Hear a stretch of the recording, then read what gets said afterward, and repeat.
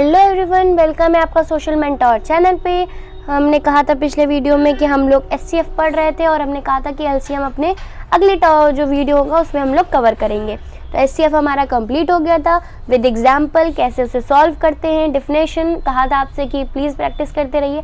Exercise भी आपकी जल्दी आ जाएगी चैनल पे, तो उसकी आप टेंशन मत लीजिए। तब तक आप अपना जो टॉपिक है वो कवर करते रहिए। तो चलिए बिना किसी देरी के अपना जो लास्ट टॉपिक है इस चैप्टर का, प्लेइंग विद नंबर्स का, वो है लोवेस्ट कॉमन मल्टीपल। उसके बाद क्वेश्चंस ही हैं, मैं सारे क्वेश्चंस करवाऊंगी, उसकी आपकी चिंता मत करिए। टॉपिक के हिसाब से ये लास्ट टॉपिक है हमारा लोवेस्ट कॉमन मल्टीपल, मतलब एलसीएम। एलसीएम हम इसे शॉर्ट फॉर्म में बोलते हैं, फुल फॉर्म इसका लोवेस्ट कॉमन मल्टीपल होता है। अब आप एक बात गौर करिए, आप ये नहीं कह सकते कि एचसीएफ एलसीएम का बिल्कुल अपोजिट है।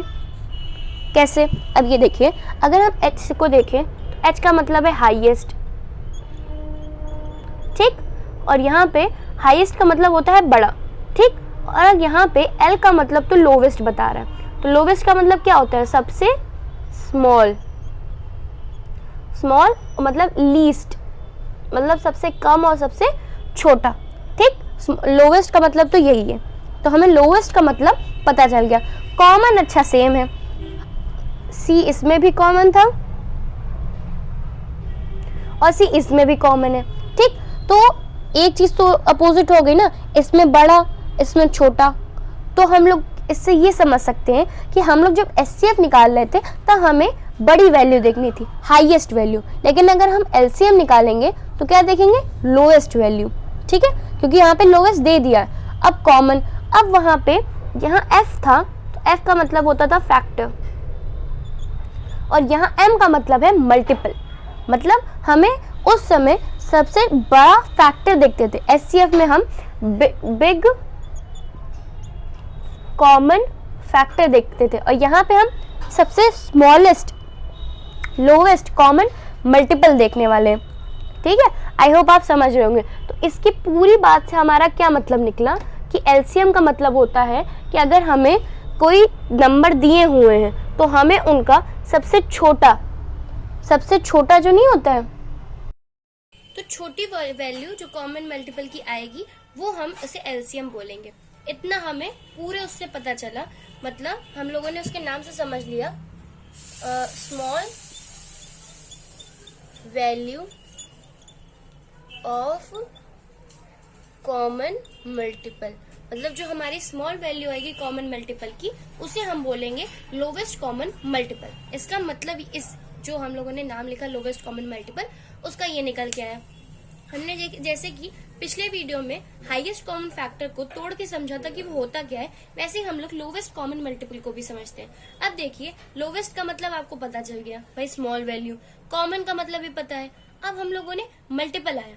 आप देखिए, आपने मल्टीपल पढ़ा, फिर कॉमन मल्टीपल पढ़ा, अब हम लोग को कहा गया है लोवेस्ट कॉमन मल्टीपल। तो अगर आपके पास कोई भी दो या तीन नंबर दिए, मान लीजिए मुझे दिए गए हैं कौन से लूं एग्जाम्पल, मान लीजिए 12 एंड 18 ले लेते हैं। 12 लिया, 18 लिया। अब अगर इनका हम ये देखें, इनमें से इनके जो स्मॉलेस्ट वो है कॉमन मल्टीपल, वो क्या होगा? नहीं, उससे पहले हम लोग इसके कॉमन मल्टीपल लिख लेते हैं। तो कॉमन मल्टीपल जो इसके आएंगे वो आएगा 2,3, मतलब 2 और 3 आएंगे, 2 और 3, ठीक है। ऐसे करके, मतलब क्या, मैं आपको रुकिए समझाती हूँ, रुकिए 1 मिनट। हाँ 1 मिनट, अब आप इसको भूल जाइए, मैं दूसरा इजी एग्जाम्पल लेती हूँ। मान लीजिए मेरे पास 4 है और 6 है। 4 के मैंने मल्टीपल लिखना शुरू करा, 4, 8, 12, 16 इनफाइनाइट, फिर यहाँ पे 6, 12, 24 और 30, 36 इनफाइनाइट। जब इसका हम लोगों ने कॉमन मल्टीपल निकाला, जैसे कॉमन मल्टीपल आपको निकालना आता है, पिछले वीडियो में आप देख चुके हैं, नॉर्मल अभी हम वही कर रहे हैं। कॉमन मल्टीपल हम लोगों ने निकाला तो आएगा 12, 24 और 36, ठीक है। तो ये हमारे कॉमन मल्टीपल निकल, तो 12, 24, 36 ये 3 हमारे कॉमन मल्टीपल निकला है। अब इन्होंने क्या किया? Lowest common multiple. तो लोवेस्ट का मतलब हम लोगों ने क्या अभी पढ़ा था? स्मॉल वैल्यू कॉमन मल्टीपल की। स्मॉल वैल्यू इन तीनों में से कौन सी है? 12। तो 12 इसका क्या है?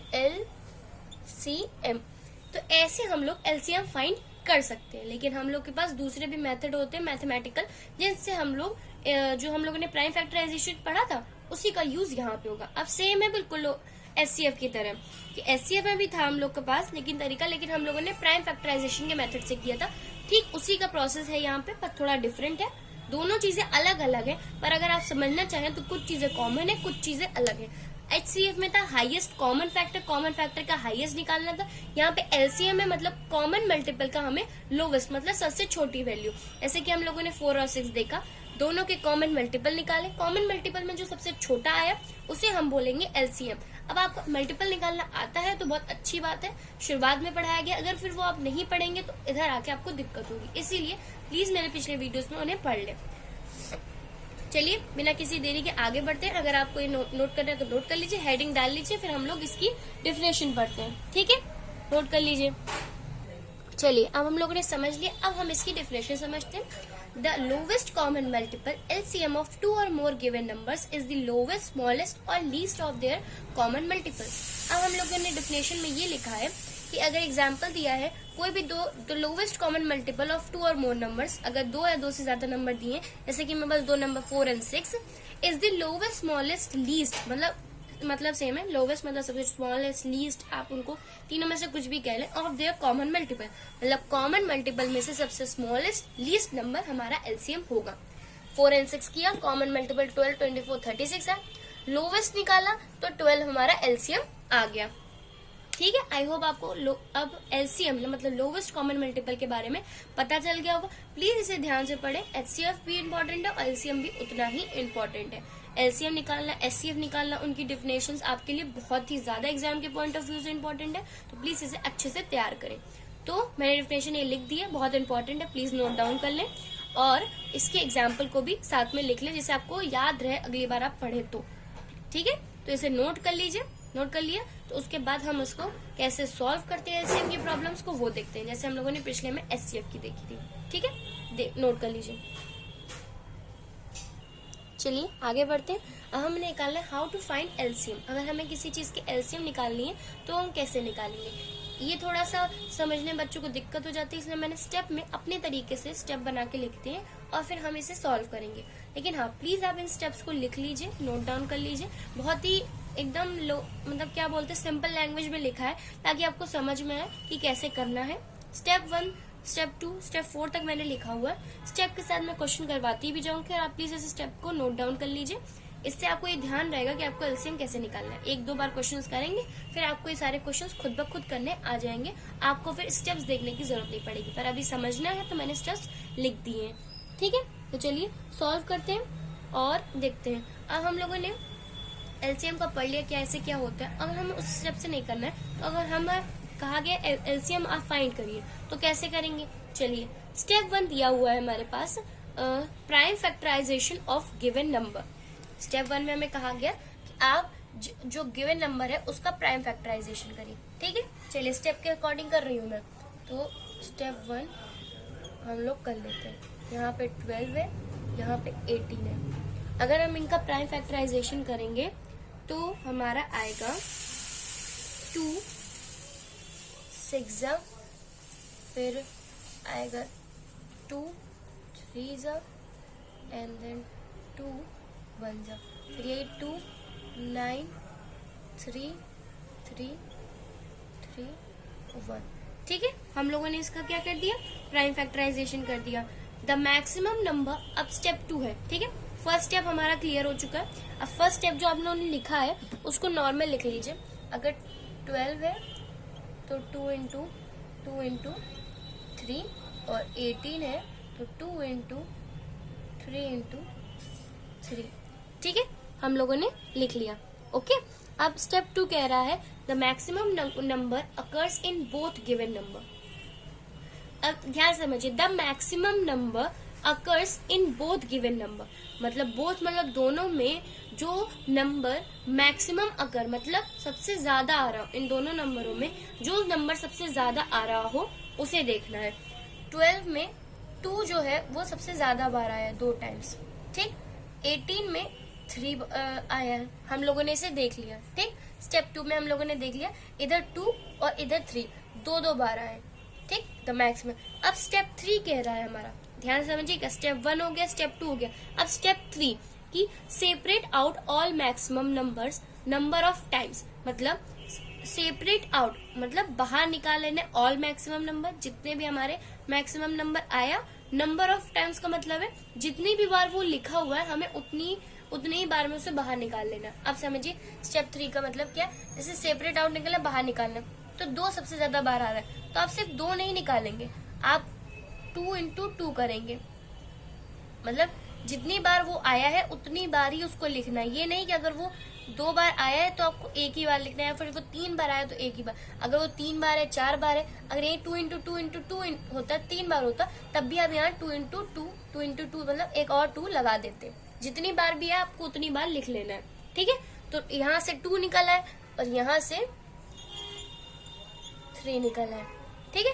तो हम लोगों ने स्टेप 3 भी कर लिया, separate out all maximum number, जितने भी मैक्सिमम नंबर थे हमने उन्हें नंबर ऑफ टाइम्स, जितने भी नंबर ऑफ टाइम्स लिखा था 2 बार, यहाँ पे 2 बार था, हम लोगों ने दोनों बार को ही निकाल लिया, 2 को निकाल लिया, 3 को निकाल लिया, ठीक, दोनों बार, 2 बार थे तो 2 बार में लिख लिया।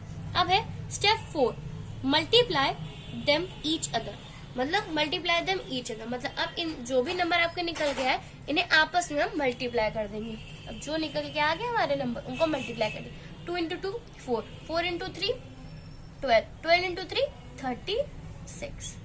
तो ये आपका आ गया, मतलब 12 और 18 का एलसीएम हमारा 36 होता है। आई होप अब आपको ये समझ में आ गया हो कि एलसीएम कैसे निकालते हैं, बहुत ही इजी तरीके से समझाया। प्लीज स्टेप्स को पढ़िए, इसे नोट कर लीजिए, पहले नोट कर लिया, पॉज करके नोट कर लीजिए। अब ये देखिए कि स्टेप 1 है, स्टेप 1 में उन्होंने सबसे पहले फिर कह दिया, रिवाइज करवा देती हूँ, प्राइम फैक्टराइज करिए, हमने प्राइम फैक्टराइज करके फैक्टर लिख लिए। फिर उन्होंने कहा कि अब आप उसमें से जितने भी मैक्सिमम नंबर है वो बाहर निकाल लीजिए, मतलब पहले देखिए कौन कौन से, फिर उनको बाहर निकाल लीजिए। 2 और 3 में ये करना है, पहले देखना है कौन से, फिर तीसरे वाले में उसे बाहर निकाल लेना है। तो हमने देखा कि जो 2 है वो 2 बार आ रहा है और जो 3 है वो 3 बार आ रहा है, ठीक है। अगर यहीं पे 4 भी होता और अगर वो 5 टाइम्स आ रहा होता तो वो 5 टाइम्स बाहर निकल आता, ठीक है। तो हम लोगों ने देखा कि 2 और 3 12 और 18 से निकलना है, दोनों नंबर से हम लोगों ने उन्हें बाहर निकाल दिया। फिर उन्हें कहा लास्ट स्टेप में कि मल्टीप्लाई कर दीजिए, तो हम लोगों ने उसे मल्टीप्लाई कर दिया, तो ये हमारा आ गया। इसी तरीके से आपको सारे क्वेश्चंस करने हैं, मतलब एलसीएम के क्वेश्चंस ऐसे ही सॉल्व होंगे, आपको उसमें और कोई अपना वो नहीं करना है, क्वेश्चन ऐसे ही एग्जाम में पूछा जाएगा, इसी पैटर्न से करिए। हाँ, ये स्टेप नहीं लिखने, आपको इसी तरीके से अच्छे से फेयर करके इसे सॉल्व करना है। ये आप तभी कर पाएंगे जब आप इसकी प्रैक्टिस करेंगे, 2-3 बार प्रैक्टिस करेंगे, 2-3 बार काफी टाइप करेंगे, आपको एकदम याद हो जाएगा, फिर आपको स्टेप्स याद करने की जरूरत नहीं पड़ेगी। आई होप आप समझ गए होंगे, बहुत ही इंपॉर्टेंट टॉपिक है, प्लीज पढ़िए और इसके क्वेश्चंस जितने हो पाए लगाइए। नहीं आते कोई बात नहीं, मैं भी एक्सरसाइजेस भी करवाऊंगी, उसमें आपके सारे क्वेश्चन सारे डाउट क्लियर हो जाएंगे। एनसीईआरटी से ज्यादातर क्वेश्चंस आते हैं, मैंने ऐसा नहीं देखा है एनसीईआरटी से बाहर का कोई क्वेश्चन आ जाए, अगर वो सीबीएसई बोर्ड का है तो। बाकी आईसीएसई बोर्ड के लिए भी ठीक है, थोड़ा एडवांस लेवल में उसमें हो जाता है, बाकी क्वेश्चंस के बेसिक्स यही है और कुछ भी नहीं है, ठीक है। तो प्लीज इसे नोट डाउन कर लीजिए, नोट कर लिया होगा आपने। और अब हमारा प्लेइंग विद नंबर्स के सारे टॉपिक्स यहाँ पे खत्म हो चुके हैं, जितना भी है अब सिर्फ क्वेश्चंस वाले एक्सरसाइजेस है, वो भी जल्दी कंप्लीट हो जाएगी, तो फिर हम लोग अगले चैप्टर पे बढ़ेंगे, ठीक है। तो प्लीज अच्छे से पढ़िए, मिलते हैं नेक्स्ट वीडियो में, तब तक के लिए बाय बाय। आई होप आपको वीडियो अच्छा लगा हो, और अगर अच्छा लगा हो तो प्लीज लाइक कर दीजिएगा, शेयर कर दीजिएगा, सब्सक्राइब कर दीजिएगा। Thank you for watching, bye bye.